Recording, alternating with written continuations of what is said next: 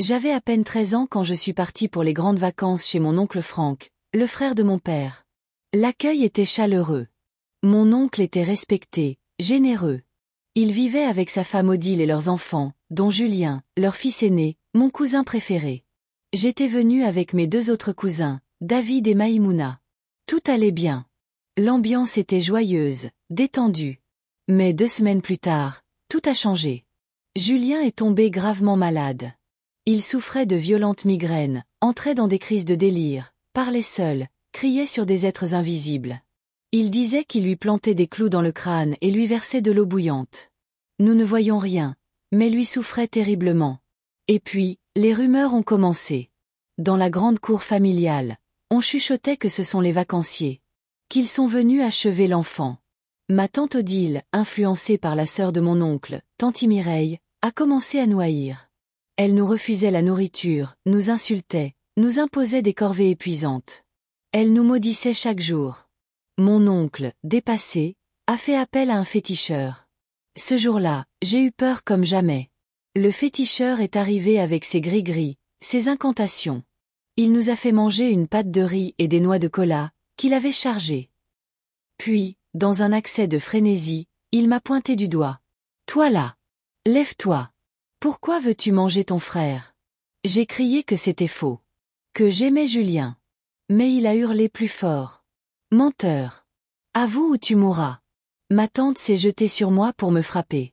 Mon oncle l'a retenu et a appelé mon père. Furieux, mon père a exigé que je sois immédiatement renvoyé. Mais mon oncle a refusé.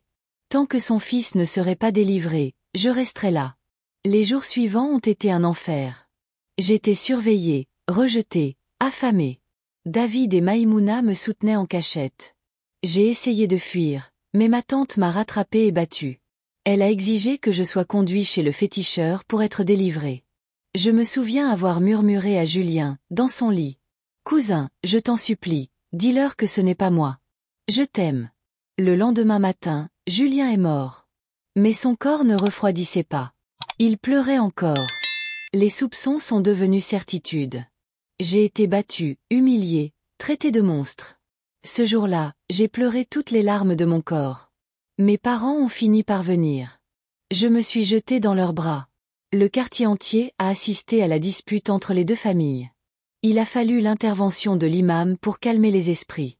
À l'hôpital, Julien était bien déclaré mort. Mais son corps restait chaud. Et ses larmes coulaient toujours. Le jour de l'enterrement, ma tante a refusé que mes parents assistent à la prière. Mon oncle a exigé que je sois délivrée avant de rentrer chez moi. Contre toute attente, mes parents ont cédé. J'avais été sacrifiée pour la paix familiale. David et Maïmouna sont rentrés. Moi, je suis restée seule. Chaque semaine, je subissais les séances du féticheur. Chaque cri, chaque chute, chaque supplice attirait des curieux. J'étais devenue une attraction spirituelle. Puis, au 40e jour après la mort de Julien, les choses ont changé. Julien est revenu. Il apparaissait. Devant les toilettes. Dans la voiture de son père. En train de pleurer dans le salon. Chaque nuit, toujours aux mêmes endroits. Le climat est devenu glacial. Personne n'osait rester seul après 20 heures. Un jour, tanti Mireille a hurlé. Quelqu'un lui avait versé de l'eau bouillante. Elle glissait au sol, incapable de marcher, se souillant elle-même. Et un jour, en plein délire, elle a fini par avouer. « C'est moi. J'ai livré Julien à ma confrérie. » Avec le féticheur, on a accusé Malik. Mon monde s'est effondré. Mais j'étais enfin libre. 2 jours plus tard, elle est morte. Peu après, la maison du féticheur a brûlé. Quand mes parents sont revenus me chercher, je n'étais plus le même. Amaigri. Traumatisé. Consumé par une haine féroce envers mon oncle et sa femme. Je n'ai pas pu retourner à l'école cette année-là. Trop détruit. Les relations entre nos familles ne se sont jamais réparées. Avec les années, j'ai pardonné. Mais je ne suis jamais retournée à Daloa. Je n'en suis pas capable. Ma tante Odile a eu un autre fils. Une copie conforme de Julien. Elle a tout tenté pour se rapprocher de moi. Je n'ai jamais répondu. Parce qu'une partie de mon enfance est morte là-bas. Et jusqu'à aujourd'hui, chaque fois que j'entends quelqu'un accuser un enfant d'être sorcier, je reste silencieux, mais je frémis. Aujourd'hui encore, des enfants errent dans les rues de Kinshasa, Douala, Brazzaville, Abidjan, Lagos. Rejetés. Accusés de sorcellerie. Abandonnés par leur famille. Souvent à cause de la peur, de l'ignorance ou de la manipulation spirituelle. Accuser un enfant sans preuve, c'est devenir complice. De l'injustice. De la souffrance. Parfois même, de la mort. Ils dormaient dans un foyer. Aujourd'hui, ils dorment dehors. Et pourtant, ils n'étaient que des victimes. Des orphelins. Des enfants malades. Ou juste différents. Le phénomène des enfants sorciers est une plaie spirituelle et sociale. Il est urgent que les familles s'informent. Que les croyants s'engagent. Que les églises se lèvent.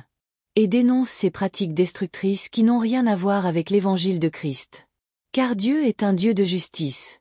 Lent à la colère. Riche en bonté.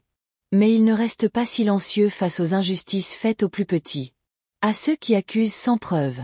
À ceux qui manipulent au nom de la foi. À ceux qui rejettent au lieu d'aimer. Votre heure viendra. Et toi qui écoutes, choisis la vie. N'accuse jamais sans preuve. Ne reste pas complice du silence. Aime. Instruis.